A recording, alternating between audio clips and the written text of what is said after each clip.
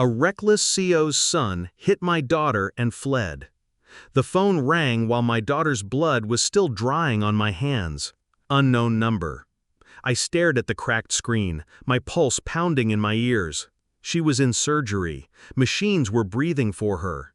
Every second was borrowed time. The number flashed again. I answered. A voice slid through, casual, almost amused. "My son has immunity. I own the judge. Drop it." My jaw tightened. Silence tasted like metal. Then I spoke, calm, steady, deliberate. "You have 10 minutes to turn him in." The laugh that followed wasn't careless. It was arrogant. A man who had never once been told no. 9 minutes later, my phone vibrated again.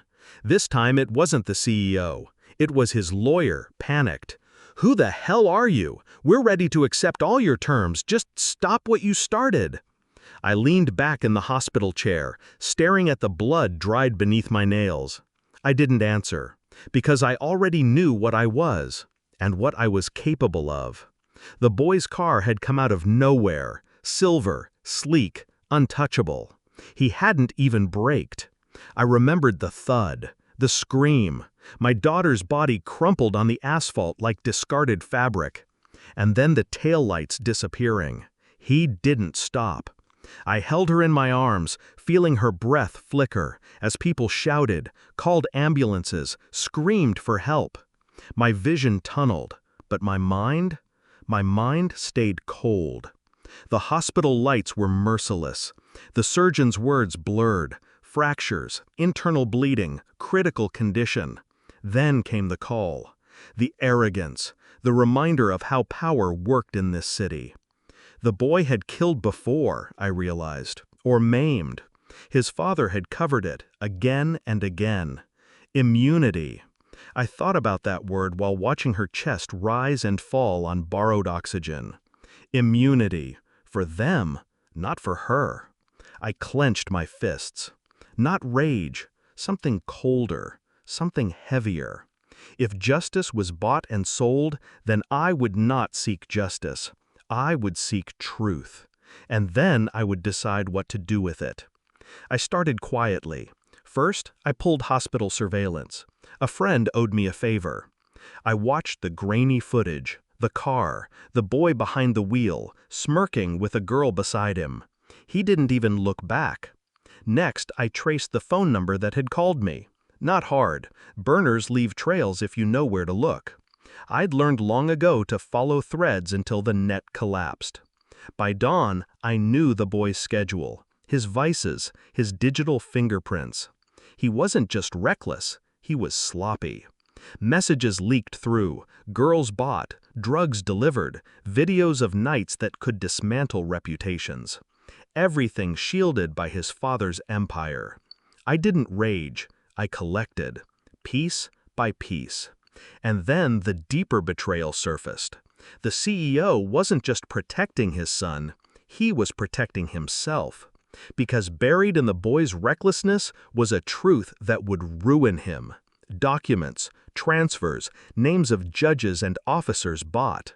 A network so tangled it didn't take force to destroy it. Just light. But light alone wasn't enough. Light had to be timed, calculated, irreversible. So I waited, calm on the surface. A father by the bedside, holding his daughter's limp hand. Nurses whispered about my stillness, my silence. But inside, I was dismantling a dynasty. The evidence was delivered in a plain envelope, anonymous courier. Inside, printouts, files, photographs, the boy's messages, his father's bribes, wire transfers marked with dates, judges listed like assets, everything. I didn't breathe. I didn't blink. I simply slid the envelope shut, walked into the hospital lobby, and dialed the CEO. He answered on the first ring, arrogant still, though the edges were cracking. "Do you know what I have?" I asked. Silence. "You're bluffing," he said. I didn't argue. I simply handed the envelope to a waiting shadow in the lobby, a man who owed me more than his life. He disappeared into the night, carrying the kind of truth no money could bury. I said nothing more. The CEO's voice broke across the line, sharp, desperate. "Wait!" But I ended the call, and for the first time, I smiled. The next day, the headlines erupted. CEO's son implicated in hit and run. Evidence of judicial bribery surfaces. High-profile arrests expected. Television screens flickered with chaos. Shareholders panicked. Lawyers scrambled. And then, as planned, I walked into his office. Security had melted away, paid off, bought, or too afraid to stand in my path. He sat behind his desk, face ashen, tie loosened, eyes bloodshot.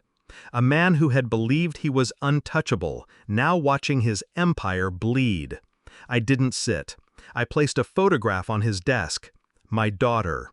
Before. "Do you see her?" I asked softly.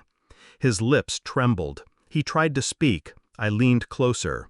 "She'll live. Barely. She'll carry scars your son gave her, but she will breathe."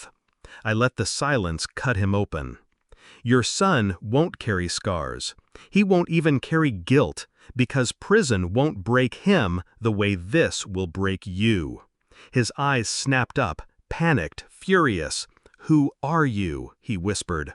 I smiled, cold.